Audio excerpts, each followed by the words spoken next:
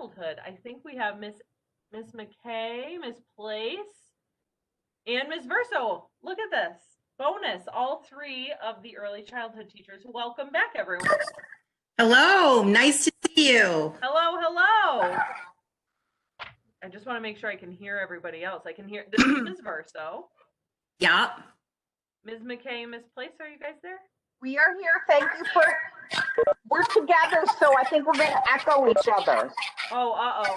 So you might want, someone should probably mute. That will be me. Okay. All right, well, while we're working that out, Ms. Verso, would you mind giving us a general description of the early childhood program? Oh, and now she's buffering. Look at her face. There she goes. Hi, was I frozen? You were frozen. And did you ask me a question, Miss Fusco? I did. Could you tell us a little bit about the early childhood program?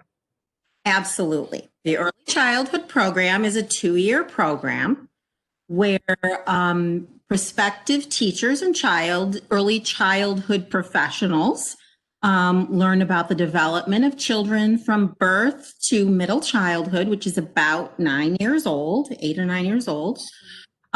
We talk about infancy. We talk about toddlerhood. We talk about preschool, kindergarten, elementary school age children. We talk about how they develop physically, socially, emotionally, cognitively. We run a preschool in the senior year where you get to, everyone plans a week out and you are the director and you plan all of the lessons and you make sure that it runs smoothly. You also have a full semester internship in your senior year. During your junior year, you work in 2 afternoons a week in our preschool. We do rotations for that. And it's just a really good experience. Find out if working with young children is something that you like to do. You have to have a passion for, and you don't really know it until you do it. Mm-hmm.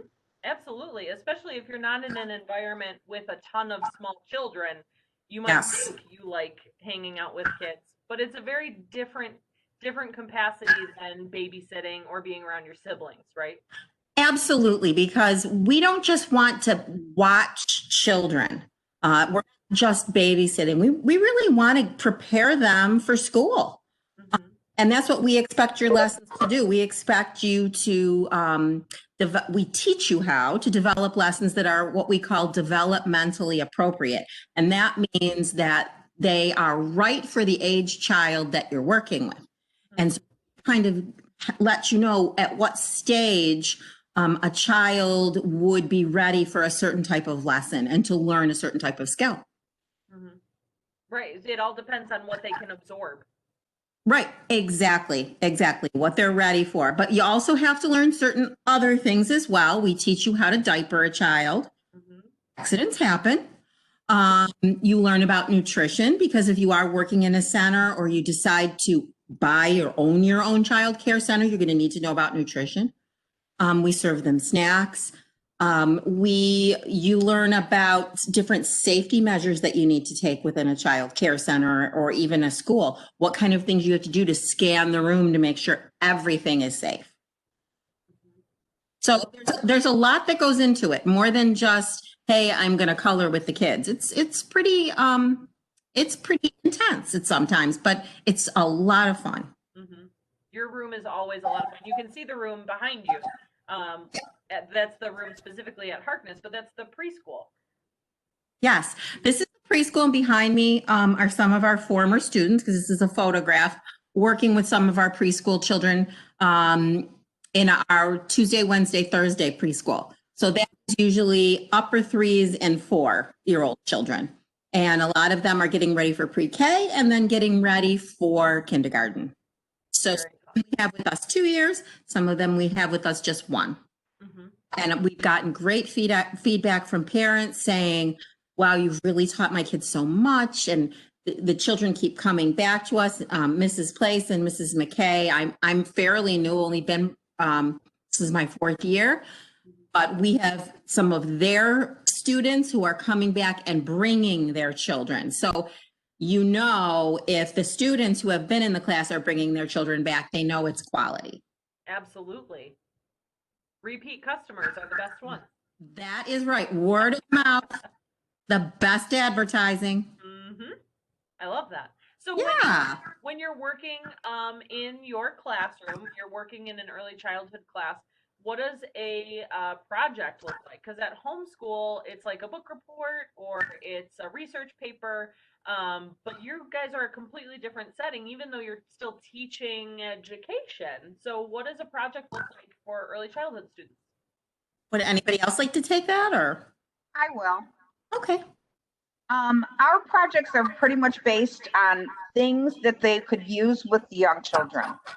So you're working, we make surprise boxes, so you can do like a motivation for a lesson they might be doing with the preschoolers. They would have something in their surprise box, and the kids get to guess what is in there. So we have to build all of the things that we're going to be using. We do weather charts, we do how are you feeling charts, song charts, all kinds of things that we're going to then use with the preschoolers in the preschool classroom.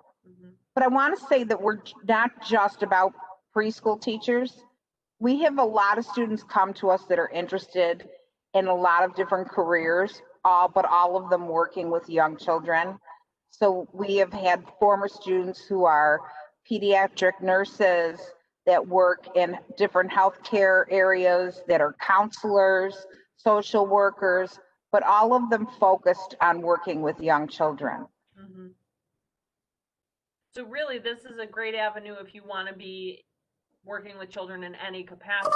This is where you're going to learn about child development and what it's like to work with children. Correct.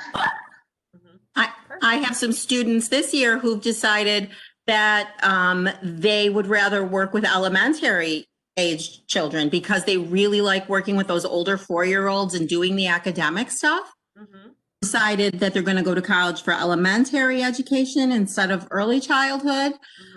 I also have a young adult who, she's a young adult, she's a senior now, who has gone to therapy herself, and she's decided she would like to become a child psychologist because somebody has really helped her get through her trials and tribulations, and knowing what she knows about, social emotional development of children, she thinks that would be a really good fit for her. So all along the spectrum of different careers that you can have working with children. If you really like children, this is the course for you.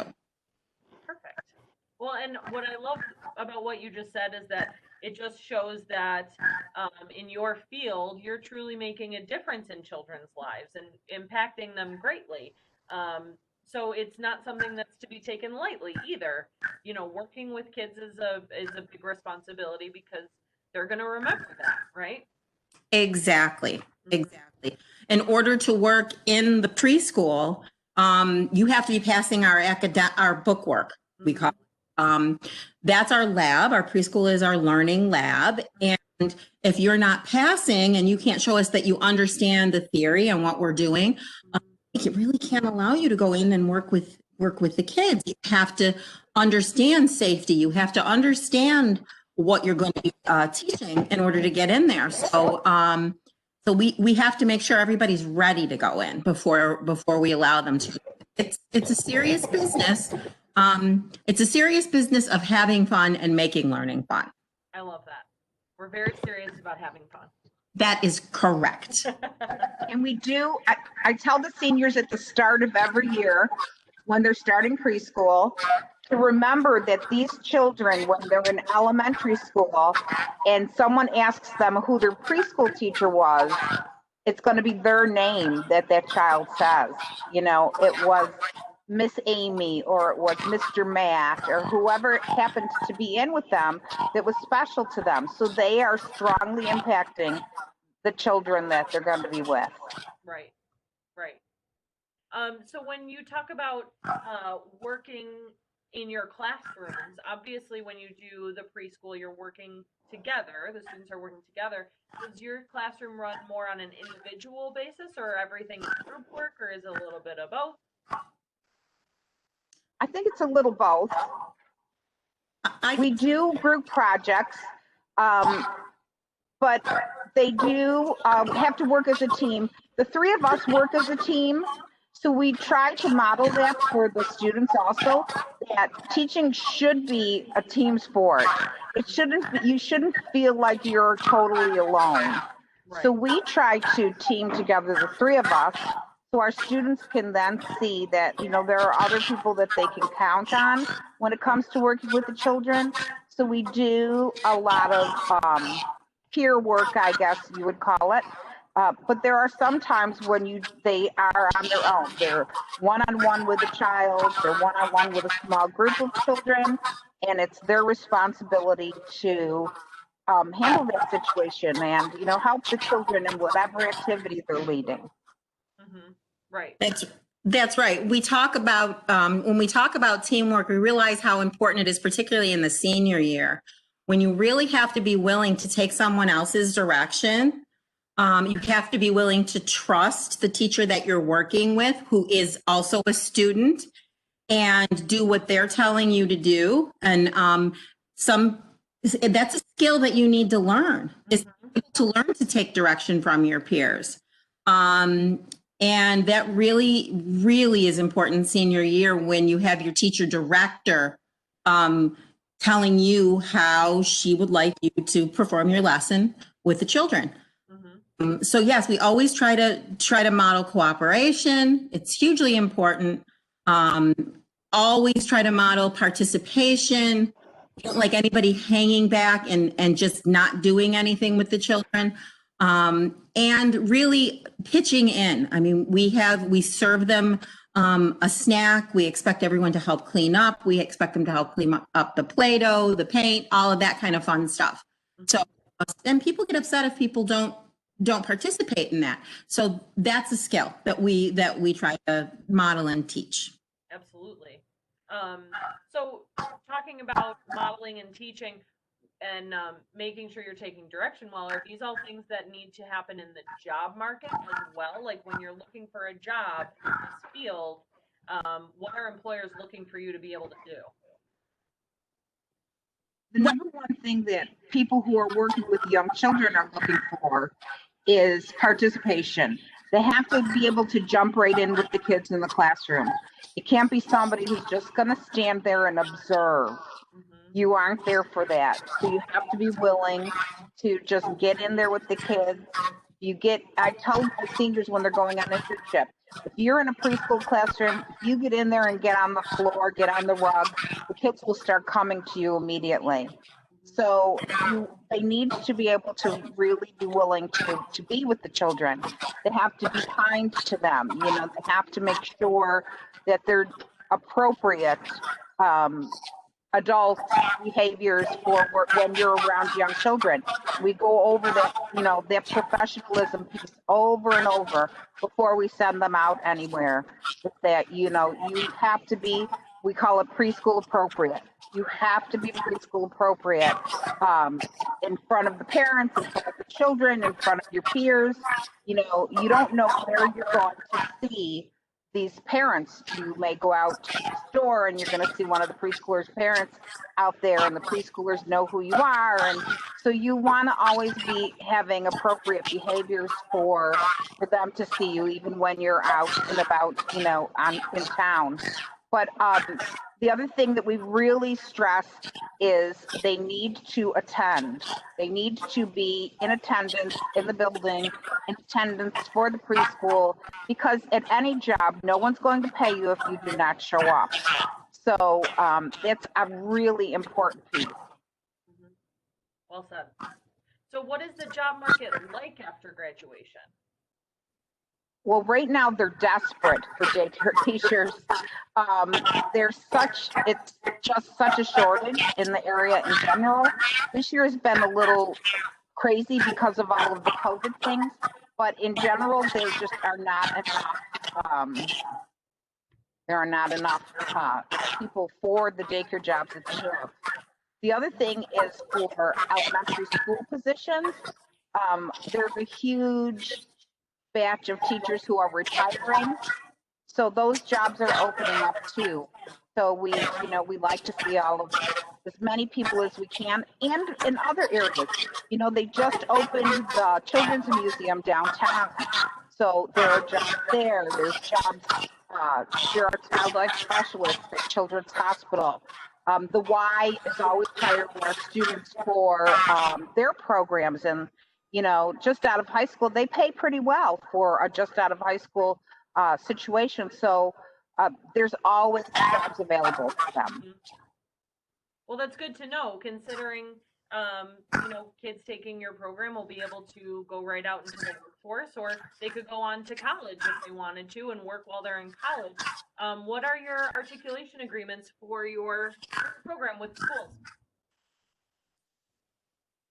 Holly, did you have the list of articulation agreements? Oh, you're on mute.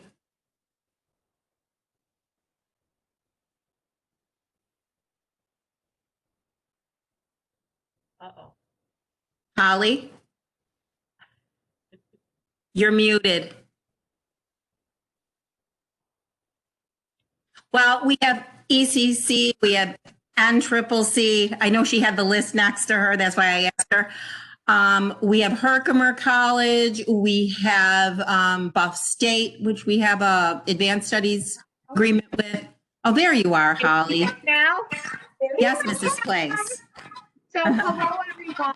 We have a lot of agreements with a different articulation agreement colleges. We have obviously ECC, which is a really popular one. A lot of our students have decided to attend. They have a wonderful one-year certificate program as well as a two-year program that a lot of our students decide to attend, which will give them an associate's degree. And then obviously a lot of our students decide 2 years is enough, but some of them decide to go on to state. So there's a lot of opportunities out there for teachers with Buff State and ECC.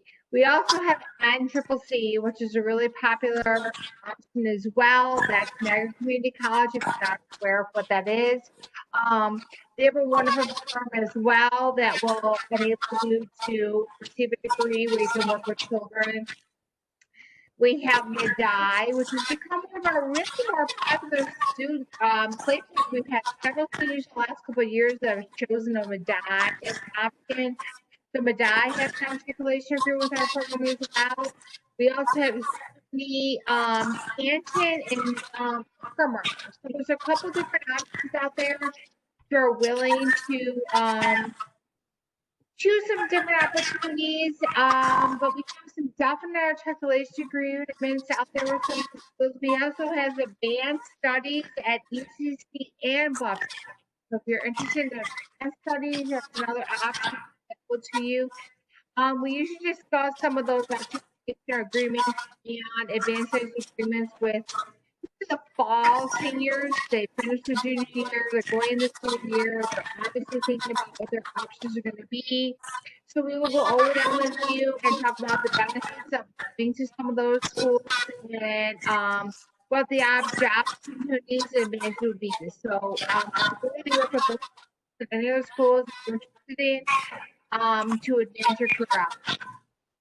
Thank you so much. You guys have a lot of options for your program. You're welcome. So we're gonna keep rolling, but I have a question that I didn't ask you guys last week that I was going to ask you this week. And what are the trends? Are there trends in childcare or raising children that you notice that you integrate into your program?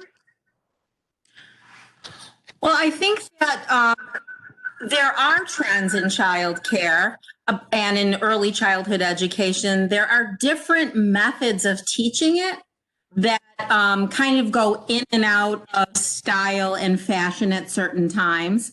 But I think we talk more, not necessarily about trends, but about different types of programs. You can go in and teach in a Montessori school, and that is a particular teaching method that you can get a specific certification in. It's really where you are training children almost to teach themselves. There's something called Reggio Emilia, which is a very student driven type of theory and practice as well that you can become trained in, where you are a facilitator as the teacher. And once again, you're teaching children a little bit more of an independent way where you're kind of providing opportunities for them to learn. There is the Waldorf School. They have a whole different way of doing things as well.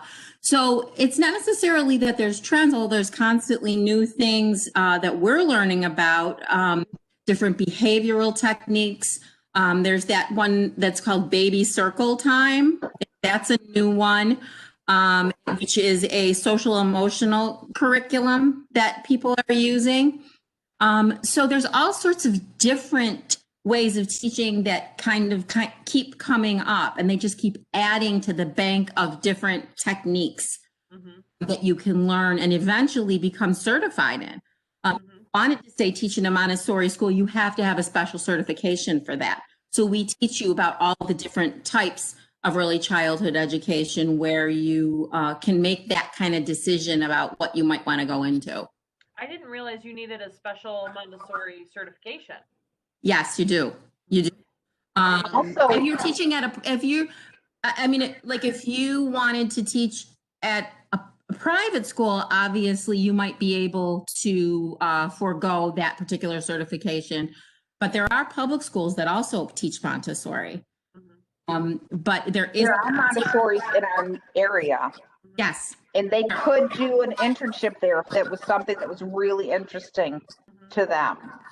They have Exactly. And it's really interesting because they have their own equipment. It's not, you don't use the regular preschool equipment that you would use in a regular preschool. And we have some samples of that kind of equipment that you might use in a Montessori preschool. So it's really kind of interesting to see the different ways that the different educators work. Yeah, that is really interesting. And then being able to pick from those different concentrations too might make for a great curriculum that you want to develop on your own as a teacher. Exactly. And that's kind of what we do, don't you think, ladies? We kind of pick and choose from those various curriculums because we want to expose you to as much as we possibly can. Correct. However, Reggio Emilia is my favorite. It's really neat. Yeah, I love that too. Ellen, do you want to talk about it a little bit? You're the Reggio Emilia is fairly art-based.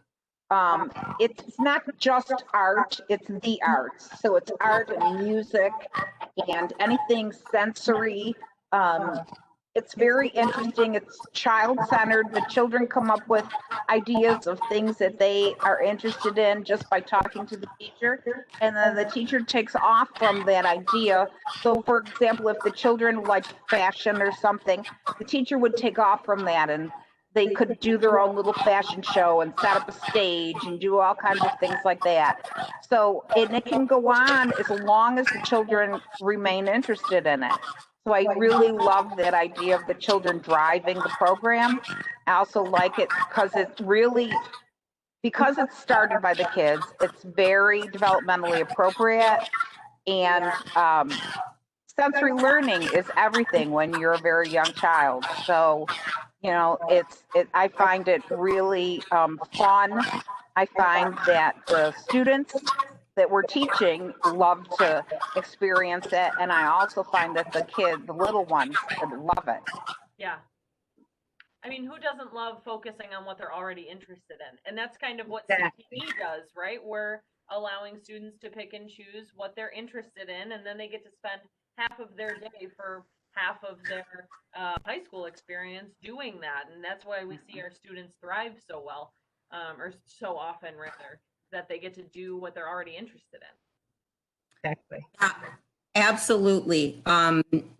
so many kids have just said, this is like the best part of my day, coming to Harkness. I love coming to Harkness. Or I like the Kenton. friends that I've made, or Kenton, I'm so sorry, or Kenton, or Potter. I love coming to all three of the centers because they're all wonderful, and meeting the friends that all have the same interests. And do you remember when we had, this child in preschool last year, or the funny thing he did, or when Santa came in, or, just all of the fun memories that you make with your friends who you were with for 2 years, 2 hours and 15 minutes a day. You develop some pretty strong bonds. Oh, for sure. And So it's super nice. Like a college campus almost, because all of your I was going to say colleagues, but your peers come from different schools. So really you're coming together, not knowing anyone at all. And then you get to develop these relationships, which is really neat. And some of the friends that they make are like the best friends that they have and are still friends years later. So it's really. It is absolutely true.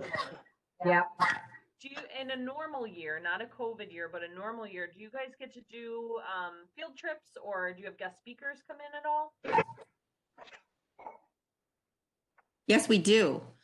We take a trip to the Rochester Museum of Play. We take the preschoolers to the zoo, which is really fun.